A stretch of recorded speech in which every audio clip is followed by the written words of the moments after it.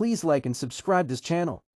Movie का start होता है पास्ट में ईयर 1983 में। इस साल केविन नामी बंदा एक ऐसा सिस्टम ट्रॉन बनाता है जिसमें हर चीज रियल वर्ल्ड से काफी तेज थी। वो उसे ग्रिड का नाम देता है। इसकी खासियत की वजह से केविन अपनी कॉन्शियसनेस को इस वर्चुअल वर्ल्ड में डाल देता है। 1989 में वो मुकम्मल तौर पर गायब हो जाता है और उसकी कंपनी उसके बेटे के पास चली जाती है। वो इसी प्रोजेक्ट पर काम जारी रखता है। फिर सीन शिफ्ट होता है 2010 यानी 2010 में, जब केविन का बेटा भी उसी वर्चुअल वर्ल्ड में आ जाता है, जिसकी वजह से केविन को अपनी जान सेक्रीफाइस करनी पड़ी। फिर सीन प्रेजेंट 2025 यानी 2025 में शिफ्ट होता है, जब केविन के बच्चे दो कंपनीज में डिवाइड हो गए थे। एक कंपनी का नाम एनकॉम है, जिसके सीईओ ईव और उसकी सिस्टर टेस, जबकि दूसरी कंपनी का नाम द लिंगर सिस्टम है और उसका सीईओ जूलियन है। ये दोनों कंपनीज ग्रिड के लिए हर वक्त फाइट करती हैं। तभी सीन शिफ्ट होता है एक वर्चुअल कैरेक्टर पर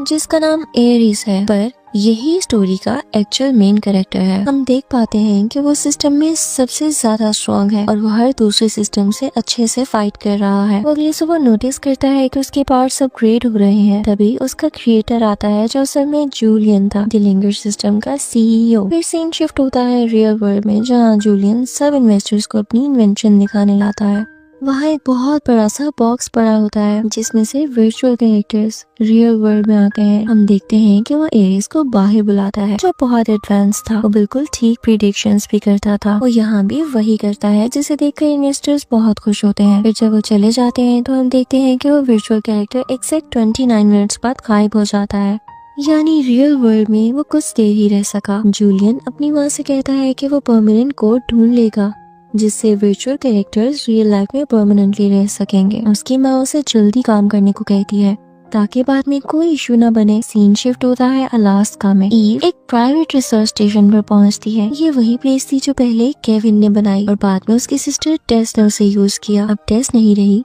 वो किसी बीमारी की वजह से मर चुकी होती है। स्क्रीन पर टेस का रिकॉर्डेड मैसेज चलता है। ईव मैसेज सुनकर बहुत खुश होती है। कुछ देर बाद ईव के साथ उसका दोस्त सेथ भी आ जाता है। दोनों मिलकर टेस के रिसर्च नोट्स पर काम करते हैं। टेस ने अपनी लाइफ के आखिरी दिनों में एक चीज ढूंढनी शुरू की थी, एक ऐसा कोड जो डिजिटल प्रोग्राम्स को रियल दुनिया में परमानेंट बना सके। वो कोड जिसे सब लोग परमानेंस कोड कहते हैं। फिर सीन काफी दिन बाद शिफ्ट होता है। अचानक ईव का दोस्त एक स्क्रीन की तरफ देखता है। स्क्रीन पर एक डबल हेलिक्स शेप का मिस्टीरियस कोड अपीयर होता है और ये वही परमानेंस कोड होता है। सीन कट होता है। वो ग्रिड के अंदर एक ऑरेंज ट्री डिजाइन करते हैं, एक डिजिटल प्लांट जिसे वो लेजर्स के जरिए रियल दुनिया में लाना चाहते हैं। लेजर एक्टिवेट होती है और एक रियल ऑरेंज ट्री उनके सामने आ जाता है। ईव और उसका दोस्त 29 मिनट्स का टाइमर सेट करते हैं। 29 मिनट्स कंप्लीट होते हैं, लेकिन वो ट्री वहीं रहता है। सीन शिफ्ट होता है वापस ग्रिड के अंदर। एरिस जूलियन के बर्ताव पे परेशान होता है। उसके लिए मैं सिर्फ एक टॉय हूँ। उसकी सेकेंड इन कमांड उसके पास आती है और उसका रियल वर्ल्ड एक्सपीरियंस पूछती है। वो कहता है कि इस दफा वाला एक्सपीरियंस बहुत डिफरेंट था। सीन शिफ्ट होता है एनकॉम पर, जो अपनी लेटेस्ट गेम लॉन्च कर रहा होता है। हर जगह एक्साइटमेंट थी, लेकिन ईव कहीं नजर नहीं आती।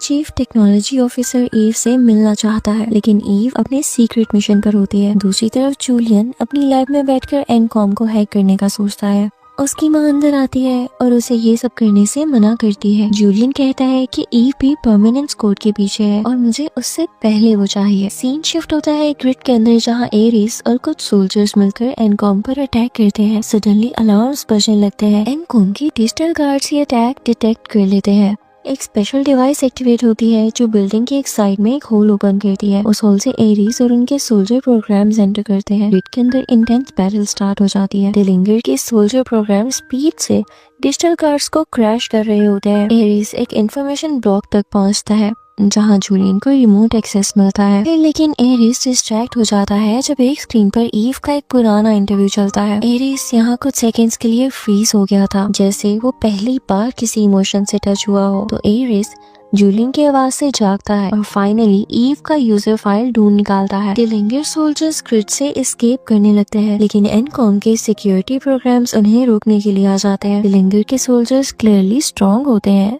तो वो हर अटैक को इजीली ब्लॉक कर देते हैं। एरिस देखता है कि उसका एक सोल्जर अब भी फाइट कर रहा है और इंजर्ड है। वो वापस जाकर गार्ड्स को डिस्ट्रॉय करता है और अपनी टीममेट को बचा लेता है। जूलियन ये सब देखकर गुस्सा हो जाता है और वो एक मैसिव डिजिटल एक्सप्लोजन करता है जिससे ग्रिड का पूरा सर्वर ब्लास्ट हो जाता है। सीन शिफ्ट होता है एनकॉम इवेंट के अंदर, जहाँ स्क्रीन्स ब्लैक हो जाती हैं और उनका गेमिंग इवेंट कैंसिल कर दिया जाता है। एरिस फिर ग्रिड में उठता है। वो देखता है कि उसका इंजर्ड सोल्जर फिर से जिंदा नहीं हुआ। जूलियन उसे बताता है कि फेलियर्स कभी जिंदा नहीं बचते। एरिस को इस बात से गिल्ट और एंग्री फील होता है, जिससे हमें पता चलता है कि एरिस अब ह्यूमन जैसी फीलिंग्स रखने लगा है। सीन शिफ्ट होता है वापस अलास्का में। ईव और उसका दोस्त अपना इक्विपमेंट पैक करते हैं और उनका स्मॉल एयरक्राफ्ट स्काई में टेक ऑफ करता है। ये उस जेट में वही ऑरेंज यूज करते हैं जो इन्होंने ग्रिड से मंगवाया था। फिर सीन दोबारा जूलियन पर जाता है जो एरिस को ईव को ढूंढने को कहता है। एरिस ईव का सारा डेटा देख रहा होता है, तभी उसे ईव की लोकेशन का पता चलता है, जिससे वो अपनी टीममेट के साथ 29 मिनट्स के लिए ईव का पीछा करता है। उसके पास एक मॉडर्न बाइक आती है जो रास्ते में हर चीज को तबाह कर रही थी। ईव किसी तरह उसके टीममेट को मार के उसकी बाइक ले लेती है और वहाँ से भाग जाती है। एरिस भी उसका पीछा करने लगता है। ईव भी उसके बाइक का कंट्रोल समझ आती है, लेकिन एंड में दोनों की बाइक्स क्रैश हो जाती हैं। ये देखकर ईव परमानेंट स्क्वाड को पानी में डिस्ट्रॉय कर देती है। तभी जूलियन वहाँ एक हेलीकॉप्टर को भेजता है जो दोनों को ग्रिड में ले जाता है। अब ईव भी ग्रिड में आ चुकी थी। एरिस को ये सब बुरा लगता है और वो इसकी शिकायत करता है, जिस पर जूलियन उसे मेल फंक्शन कहकर डिस्ट्रॉय करने का कहता है। एरिस बहुत पावरफुल था। वो ईव को अपनी बाइक पे बिठाकर रियल वर्ल्ड में जाने का सोचता है। वो अपने स्किल्स का यूज करके बाकी टीममेट्स को चकमा दे देता है और आखिर दोनों रियल वर्ल्ड में टेलीपोर्ट हो जाते हैं। वहाँ उन्हें मिलता है जूलियन जो एरिस को रुकने के लिए कहता है, लेकिन वो उसकी बात नहीं सुनता। दोनों सिर्फ 29 मिनट्स के लिए दुनिया में आए थे। उनका मकसद परमानेंट कोड की कॉपी ढूंढना था, जिससे वो हमेशा के लिए रियल वर्ल्ड में आ सके। वो एक वैन लेकर केविन की एक ओल्ड कंप्यूटर की तरफ जाते हैं, लेकिन रास्ता बहुत लंबा था तो एक शॉप में चले जाते हैं। ईव अपने एक दोस्त को कहती है कि वो डिजिटलाइजर गन वहाँ से लेकर आए। फिर एरिस एक लड़की स्पोर्ट कार ले लेता है और दूसरी तरफ जूलियन दूसरे सोल्जर्स को रियल वर्ल्ड में लेकर आते हैं ताकि वो एरिस और ईव को खत्म कर सके। इसके बाद सीन शिफ्ट होता है एरिस और ईव पर, जो ऑफिस पहुंच जाते हैं और उन्हें केविन का पीसी यानी पर्सनल कंप्यूटर भी मिल जाता है। तभी वहाँ से जूलियन के सोल्जर्स आ जाते हैं, लेकिन वो हमला नहीं करते क्योंकि उसका 29 मिनट यानी 29 मिनट का टाइम खत्म होने वाला था। तभी ईव का दोस्त एरिस को डिजिटलाइज गन से ग्रिड में भेज देता है। जूलियन के सोल्जर्स ये देखकर अंदर आ जाते हैं और सारा सिस्टम तबाह कर देते हैं और वो डिजिटलाइजर गन को भी तबाह कर देते हैं, जिससे एरिस ने वापिस आना था। फिर सोल्जर ईव के पास जाते हैं ताकि वो उसे मार सके। तभी उस पर पानी गिरने लगता है जो उसने पहली बार देखा था, जिससे वो डिस्ट्रैक्ट हो जाती है और वापस ग्रिड में आ जाती है। वो फिर फोर्सफुली वापस रियल वर्ल्ड में आती है, जबकि दूसरी तरफ एनकॉम का एम्प्लॉय वहाँ ऑफिस में आता है। ईव उसे सब बताती है और वो डिजिटलाइजर गन को ठीक करने के लिए कहती है, लेकिन वो डेलीगर के सिस्टम को हैक करने लगता है। तभी हम देखते हैं कि जूलियन के सोल्जर्स ईव के पीछे होते हैं। ईव भागने की कोशिश करती है लेकिन वो फंस जाती है। फिर सीन शिफ्ट होता है ग्रिड में।